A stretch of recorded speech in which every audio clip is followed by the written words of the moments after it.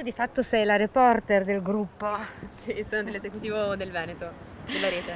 Adesso che titolo daresti a questo flash mob?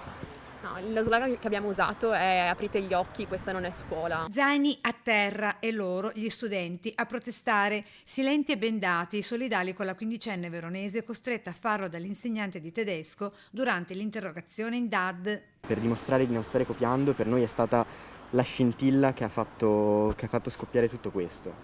Viviamo ormai da un anno le condizioni precarie della DAD. Il flash mob nel pomeriggio davanti alla sede dell'ufficio scolastico regionale di Mestre con una rappresentanza degli studenti medi del Veneto che rilasciano le interviste rigorosamente bendati. La DAD è stata, gli eventi che sono successi in DAD come quello che è successo a Verona sono stati esemplari insomma, per rendere noto il sistema scolastico in cui mai noi vogliamo crescere ma che ci viene impedito proprio da questa sfiducia che i professori hanno nei nostri confronti e che noi non vorremmo avere perché il nostro impegno cerchiamo di farlo rimanere costante. Chiedono una didattica etica ed una formazione che deve tornare ad essere terreno di cultura e non di atti persecutori e di delazione, dicono. La riapertura in sicurezza chiediamo innanzitutto di affrontare il nodo dei trasporti, che è forse quello più problematico in questo momento. Il trasporto pubblico locale ha bisogno di essere finanziato e potenziato.